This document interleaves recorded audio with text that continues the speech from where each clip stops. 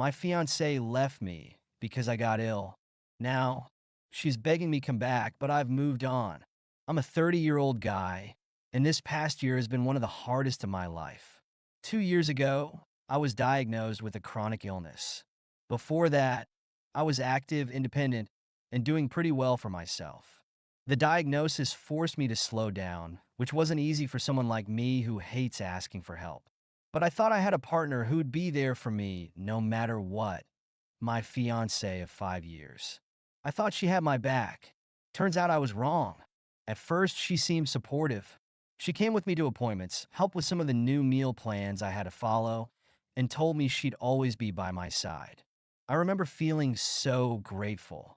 But not too long after, her help started to feel more about her than me. She'd interrupt my doctor, asking random questions about her own minor health issues. Like we'd be talking about my medications or symptoms, and she'd butt in with, I've been feeling really tired too. Is that something I should be worried about? The doctor was polite about it, but it was embarrassing. I asked her, gently at first, to let me handle my appointments. I told her it was distracting and made it hard for me to focus. She acted like I'd slapped her. I'm just trying to learn more about your condition, so I can help, she said. But her questions were never about helping. They were about making it about her. When she didn't stop, I started going alone. That didn't go over well. She accused me of pushing her away and said I didn't value her support. It wasn't just the appointments. I started noticing how she'd talk about me to her friends. A mutual friend once said to me, "You're so lucky to have her. She's been telling us how hard it's been, but she's sticking it out because she loves you so much." I didn't even know what to say to that. She was acting like my illness was her burden. There were other things too. She'd planned dinners or outings that completely ignored the changes I had to make for my health.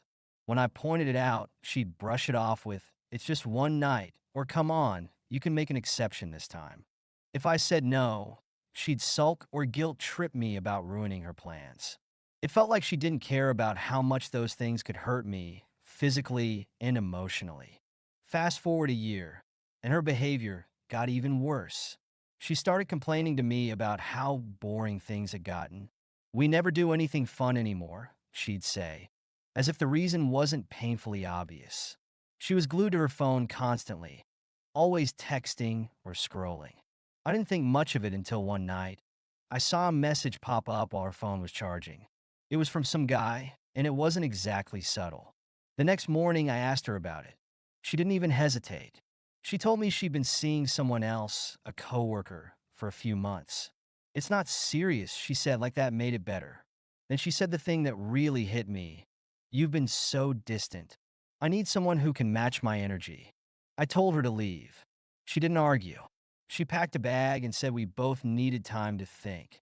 For weeks after, I was barely functioning. I couldn't eat, couldn't sleep. My health took a nosedive. Meanwhile, she was posting pictures with this guy like she hadn't just blown up our lives. Some of our mutual friends sided with her, saying she must have been under a lot of stress too. That one hurt. She wasn't the one living with a chronic illness. She wasn't the one whose entire life had been turned upside down. I focused on getting my life back together. I started therapy and joined a support group for people with chronic illnesses. It was in that group that I met Emily. She was kind and understood what I was going through because she'd been through something similar. We started as friends, but it turned into more.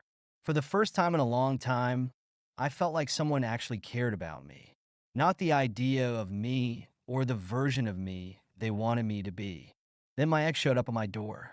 It was out of nowhere, and she looked awful, like she hadn't slept in days. She said she'd made a huge mistake and wanted me back. Her fling hadn't worked out, and she claimed she'd realized how much she loved me. "I panicked," she said. "I didn't know how to handle everything with your health. But I love you, and I want to fix things." I told her no. I'd moved on. She started crying and accusing me of giving up on her.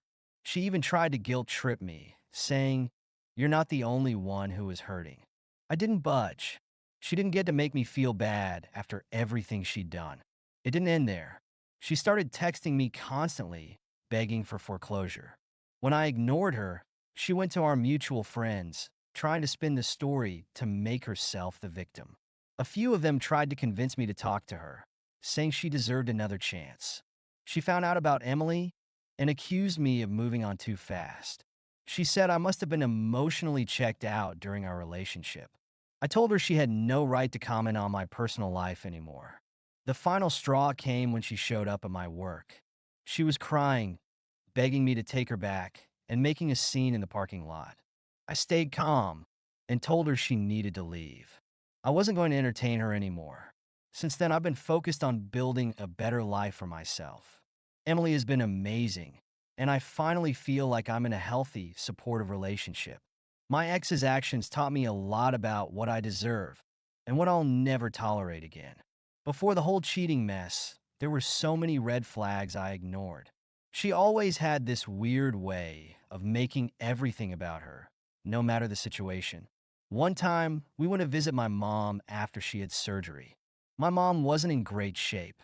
She was in pain and could barely get out of bed. But within 10 minutes of arriving, my fiancée started talking about her own health scare a few years back when she thought she had appendicitis, but it turned out to be gas. She went on and on about how traumatic it was and how no one had taken her pain seriously. I was mortified. My mom didn't say anything at the time, but later she asked me, does she always need this much attention? Then there was the time she threw a fit about my cousin's wedding. I'd been asked to be a groomsman, and she was annoyed because she wasn't invited to the bridal party stuff. She kept making snide comments like, it's weird that they didn't include me, don't you think? I explained again and again that it wasn't personal. It's just how they planned the wedding. But she wouldn't let it go. She kept bringing it up, even at the reception, making the whole thing awkward. After she cheated and I refused to take her back, she took the entitlement to a whole new level. She started spreading rumors about me in our social circles. At one point, a mutual friend told me she'd been saying I'd become emotionally abusive because of my illness. That one pissed me off. I might have been struggling, but I never once took it out on her. If anything, I bent over backward to make sure she wasn't affected by my health issues.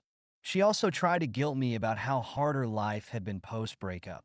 She claimed she'd been going to therapy and was working on herself, but it was clear she hadn't changed.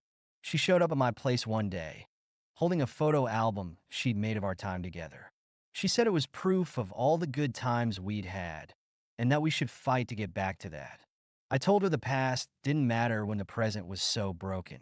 When she found out about Emily, she crossed another line. She messaged Emily on social media, calling her a homewrecker and saying she'd stolen me away. Emily blocked her immediately, but it still shook her up. I confronted my ex about it, and her response was, I was just being honest. She should know the kind of person she's dating. Her behavior only solidified my decision to move on. I stopped responding to her entirely and told our mutual friends that I didn't want to hear about her anymore. Some of them supported me, but a few kept insisting I should forgive and forget. I told them forgiveness doesn't mean letting someone back into your life to hurt you again. Emily has been my rock through all of this. She doesn't just tolerate my health struggles. She actually supports me.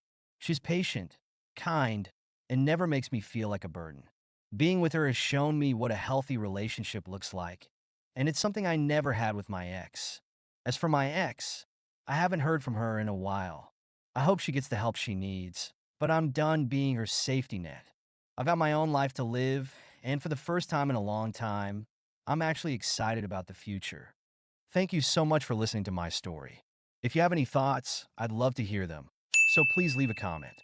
Don't forget to like and subscribe if you want more stories like this one.